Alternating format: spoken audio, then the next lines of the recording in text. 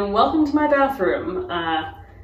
This bathroom vanity has seen better days, and unfortunately I cannot afford to replace it right now, so I'm going to paint it.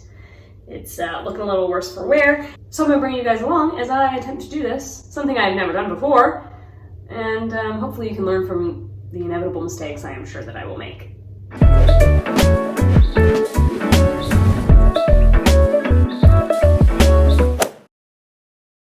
So here is the bathroom vanity in question. As you can see, our doors are a little worse for wear after decades of opening and closing. We've got some old hardware, and the spot underneath is just chipped and been kicked too much. We also have some holes in the side of the vanity where there was a towel rack that we will not be replacing. So pretty much the first thing that anybody will tell you that needs to happen if you're going to paint a cabinet is you need to take the doors off of the cabinet. Do not try to paint them while they are still on. That makes sense to me. You also need to take out the drawers and any other surfacing that will be easier to paint separately. Now that I've got everything off, I can start removing every piece of hardware I don't want painted. Okay, so all the hardware is off. Keep everything.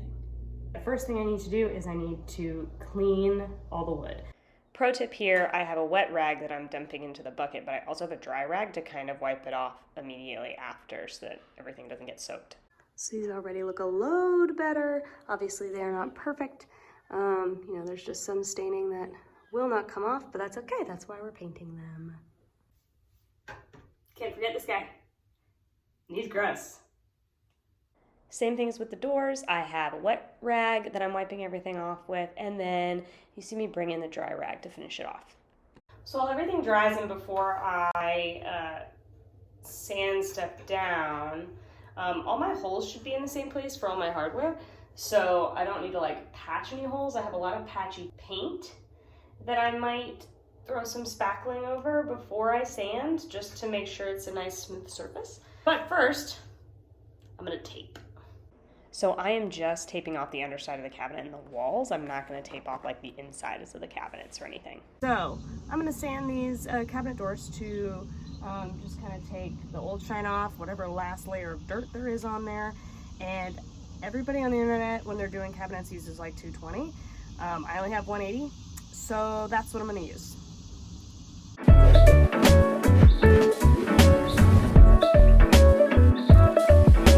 So now I need to putty some of the holes from a towel rack that we're not replacing that are in the thing, and I am going to putty before I sand for the first time, so I only have to sand once inside the bathroom.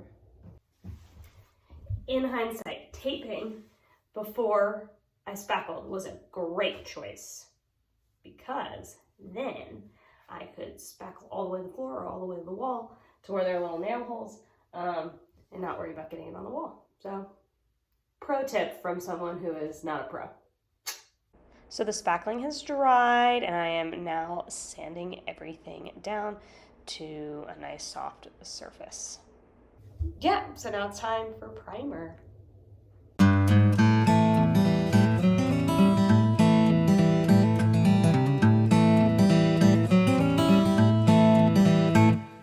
Now we are on to the doors and the drawer, which I am doing outside in my coveralls because I was getting myself covered in paint. And here is our results after our first coat of primer. Nice and white. It's a start. And while I wait for the primer to dry really thoroughly, I've gone ahead and I've decided that I'm going to go ahead and spray paint my hardware black. So I've had some leftover glossy black spray paint, and there is the moment that I realize I'm getting it all over my glass top table. Well done, me.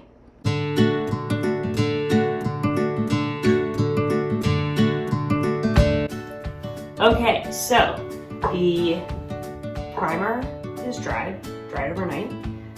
Looks pretty good. We're pretty happy.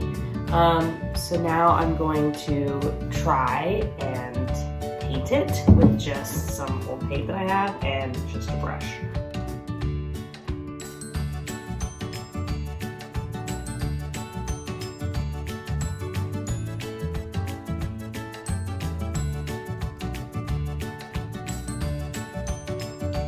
So I put a coat of paint on everything, and I was like, gosh, this just looks chalky and, you know, not really well finished. And then it occurred to me that was because I was using a satin finish house paint on cabinets. I'm brilliant.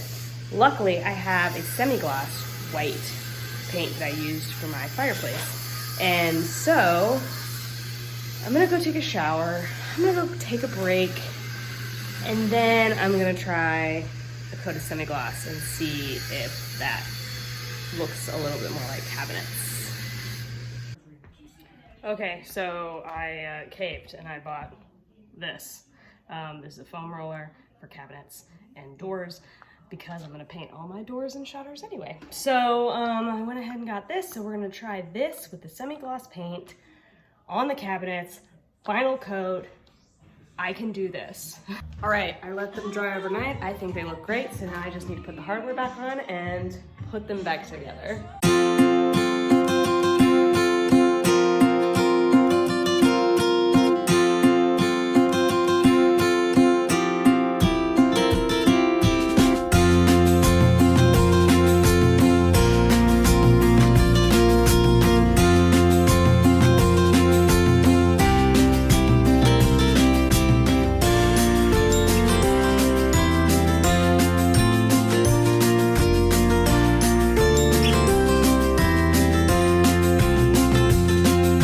So I'm missing a screw, and the doors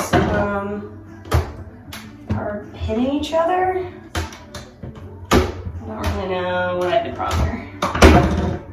Okay, so I could not find the one missing screw that is missing, but my husband and I are redoing this 1971 house, kind of. And we have kept every piece of hardware that's come out of everything. So I found one that is similar. So let's plug it in and be done.